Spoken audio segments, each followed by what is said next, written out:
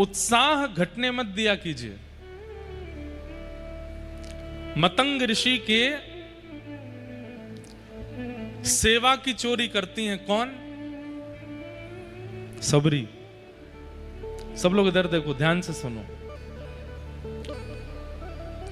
मतंग ऋषि का नियम था, रोज रात्रि 3 बजे उठ जाते, स्नान ध्यान करते और फिर उसके बाद में वन में जाते, वहां से पुष्प तोड़ के लाते, फल तोड़ के लाते, बिल्व पत्र तोड़ के लाते, आकर के फिर गोबर का चौका लगाते, फिर अपने ठाकुर जी की सेवा करते, उसमें पुष्प आदि लगाते, फिर उसके बाद यज्ञ करते, उसके बाद प्रसादी बनाते, फिर पाते।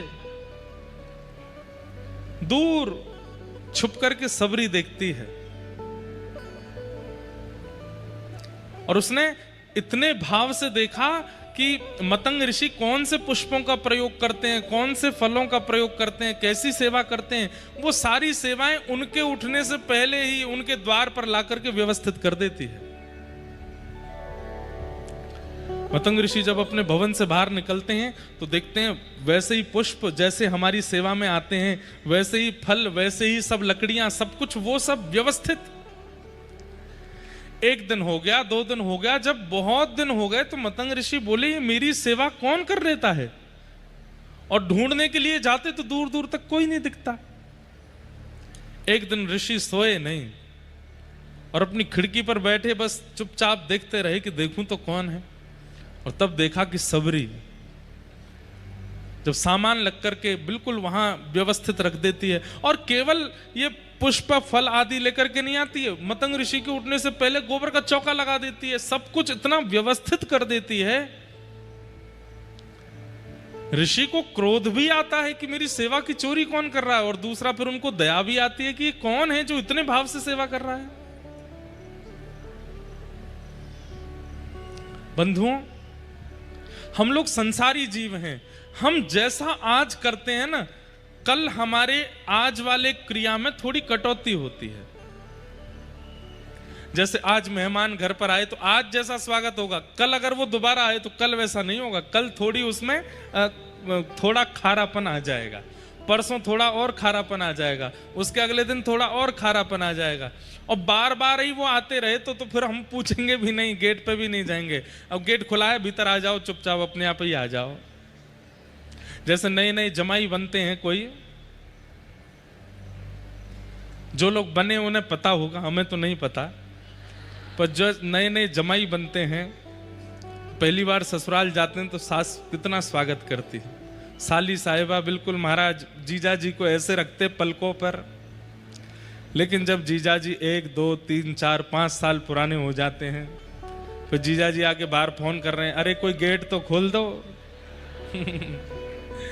क्यों? ये मानव का स्वभाव है कि उसका प्रेम प्रति क्षण घटता है, हर दिन घटता है।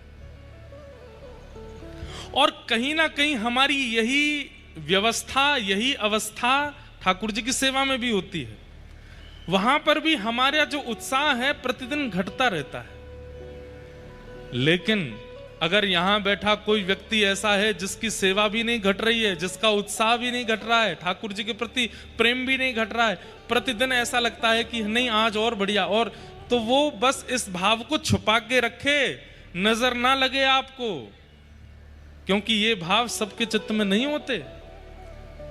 नित्य नूतन, नित्य विशेष सेवा का भाव सबके चित्त में नहीं होता। मतंग ऋषि कहते हैं मेरी रोज सेवा कर जाती है और पहले दिन से और ज्यादा अधिक अच्छी करती है, ये अधिकारिणी है।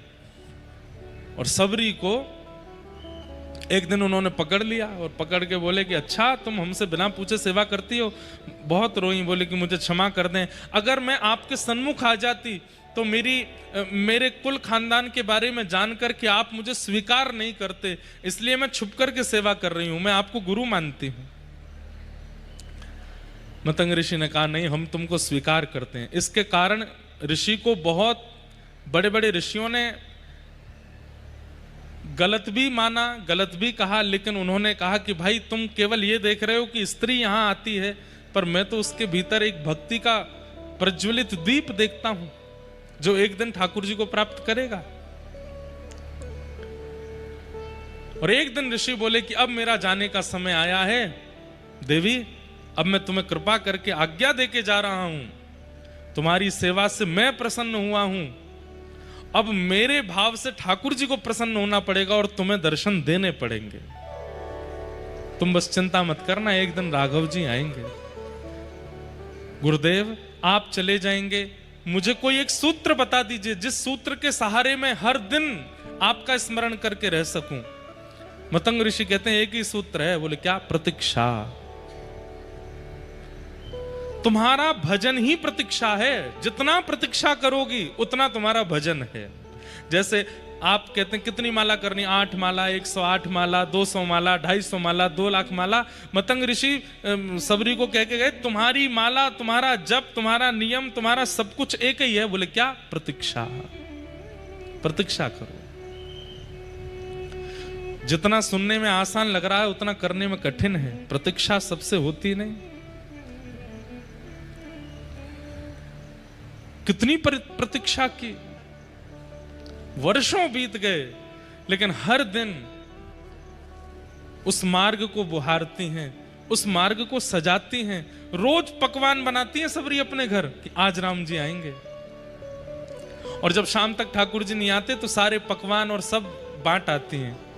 सब लोग कहते हैं अरे सबरी तो रोज बनाती है, रोज इतना खर्चा करती है, रोज लोगों से मांग मांग करके लाती है और फिर बनाती है, राम जी नहीं आएंगे तेरे पास अभी? बोले नहीं, मेरे गुरुदेव कह के गए हैं। और देखो कितनी बड़ी बात, व्यक्ति प्रतीक्षा के बाद फल ना मिलने पर निराश होता है, लेकिन सबरी नाचती थी। क्यों? जब शाम को राम जी नहीं आते थे तो नाचती थी। क्यों? बोले मेरे गुरुदेव कह के गए जितनी प्रतीक्षा करोगे उतना भजन बढ़ेगा। मतलब मेरी आज की माला पूरी हुई, मेरी आज की माला पूर्ण हो गई, आज भी नहीं आए, रोती नहीं। वर्षों बाद जब राघव जी दंडक वन में पधारे, जितने ऋषि महात्मा रहते थे सबने अपने आश्रमों को सजाया और सब सबरी को व्यंग कसते थे कि तेरे यहां राम जी नहीं आएंगे, तूने एक ऋषि का आश्रम बर्बाद कर दिया, तूने ऐसा कर दिया, तूने ऐसा कर दिया, तू तो ऐसे कुल खानदान की है, तेरे यहां नहीं आएंगे। और एक घटना और हुई थी, जिस सरोवर से सबरी जी जल भर के लाती थी, कुछ दिन बाद उस सरोवर में कीड़े पड़ गए थे, तो वो सरोवर किसी को नहाने पीने योग्य भी नहीं बचा। उस पर भी सब लोगों ने सबरी जी पर ही लांछन लगाया, तुम्हारे स्पर्श के कारण ऐसा हुआ है। लेकिन सबरी जी को केवल एक ही आशा थी कि मेरे गुरुदेव कह के गए कि राम जी आएंगे। जैसे ही राम जी ने दंडक वन में प्रवेश किया, सारे आश्रम सजने लगे, वेद ध्वनि निकलने लगी, ऋषि अपने अपने आसनों पर बैठ गए। बोले राम जी तो हमारे यहाँ आएंगे, इनकी तपस्या 1000 वर्ष की है, इनकी तपस्या 2000 वर्ष की है, इनकी तपस्या इतने वर्षों की है। लेकिन राम जी जाते हैं और हर आश्रम के द्वार पर जाते हैं। ऋषि कहते हैं आहा आपका कल्याण हो, जय हो राघवेंद्र सरकार, आपका मंगलमय हो। सब ऋषि आशीर्वाद देते थे।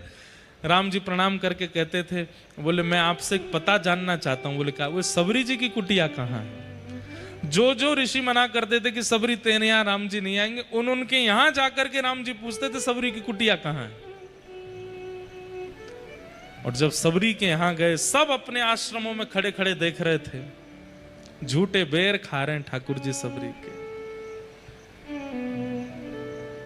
किस भाव का फल मिला है सबरी को? हर दिन प्रेम न घटने का। हमारा प्रेम घटता है, हमारा उत्साह घटता है, हमारी सेवा घटती है, हमारी लगन घटती है, पर सबरी की वो लगन, उत्साह, प्रेम घटा नहीं है, हर दिन बढ़ा है। और आज ऐसा फल दिया ठाकुर जी ने। सबरी के यहां गए तो सबरी कहती है कि कहीं खट्टे बेर ना हो तो स्वयं चख करके खिलाती है कि मीठे हों। राम जी पाते हैं। हमारा प्रेम ऐसा नहीं है। हमारा प्रेम तो घटने वाला है, हर दिन हमारा। ये एक प्रकार से आप ये कह सकते हैं कि ये एक आपका टेस्ट है। जैसे ब्लड टेस्ट होता है, आपके ऑर्गन्स के टेस्ट होते हैं, बॉडी टेस्ट होता है, ऐसी भजन का भी एक टेस्ट होता है। क्या?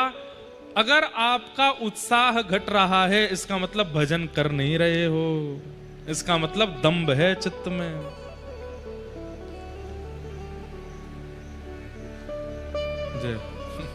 दिख नहीं रहे हैं।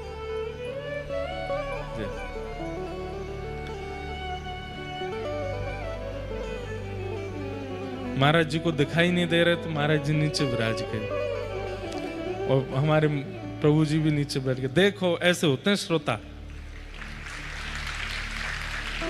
आप लोगन की तरह नहीं, या मैं कोनी मार या के बालन ने खींच पीछे कर नीचे बैठ चिल्ला रहे किल्ला रहे, ऐसे होते हैं। वहां ब्राह्मण देवता बेचारों को गर्मी लग रही है, अपने आप ही पंखा चल रहे हैं। एक पंखा लगवा दो भैया, छोटा है यहाँ पे, एक ही व्यक्ति उठना, सब मत उठ जाना।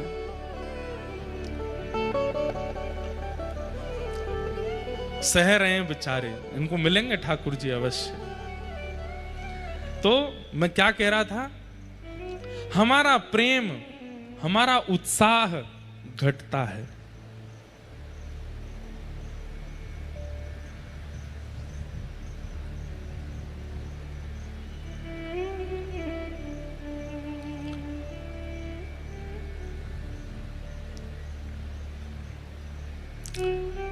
उत्साह बढ़े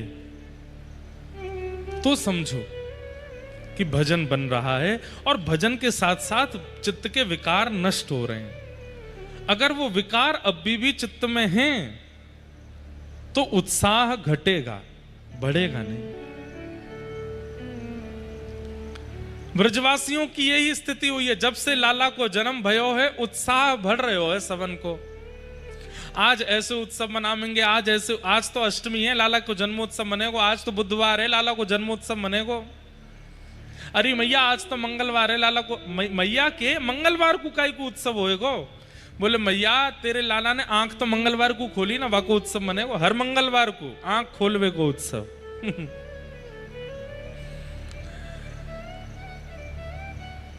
पूतना आई, और पूतना किस रूप में आती है हमारे भजन में? हमारे भजन में विघ्न रूप में आती है कि हमारा उत्साह घटने लग जाता है। अच्छा एक बात, पूतना का आगमन होता क्यों है? हमारे भजन में कटौती होती क्यों है? ऐसा कौन सा अपराध हमने किया है जिसके कारण भजन में, सेवा में, कथा में हमारा उत्साह घटता है? वैष्णव अपराध, भक्त अपराध, वैष्णव अपराध। मान लीजिए कोई संत आपको मिले खरगोन में, और उन संत से जब आप मिले तब तो बहुत प्रेम से मिले, लेकिन 2-4 दिन बाद आपके मन में आया कि यार वो संत महात्मा हमको मिले थे, हमें लगता है वो इतने अच्छे हैं नहीं जितने अच्छे दिखा रहे थे। हो गया वैष्णव अपराध। हम ओमकारेश्वर गए थे, महादेव की पूजा कराने वाले पंडित जी, हमें लगता नहीं है वो ज्यादा ज्ञानी थे। हो गया वैष्णव अपराध। हम वृंदावन गए थे, बिहारी जी का दर्शन करके हमको लगा ये बिहारी जी तो ऐसे ही सब जगह इतनी ख्याति हो गई, बिहारी जी में इतना विशेष कुछ है नहीं। हो गया अपराध। व्रजवासियों के प्रति, संतों के प्रति, ब्राह्मणों के प्रति, विप्रों के प्रति, भगवत भक्तों के प्रति सूक्ष्म से सूक्ष्म भी भावना आपके मन में आती है कि ये श्रेष्ठ नहीं है, वही अपराध है, और उसी के कारण भजन घटता है, पूतना आती है। इसलिए हमारी प्रार्थना, कोई यदि आडंबर भी कर रहा है ना, तो भी आप उसको प्रणाम ही करो। आप अपने मन में उसके प्रति दुर्भाव मत लेकर के आओ। ठाकुर जी देख लेंगे अगर कोई आडंबर कर रहा होगा, नाटक कर रहा होगा। आपके पास अधिकार नहीं है उसकी स्थिति को आकलन करने का।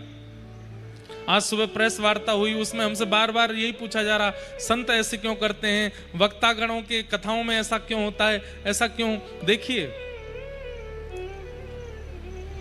आप उनको वैष्णव ही मानो, आप उनको वक्ता ही मानो, आप उनको संत ही मानो।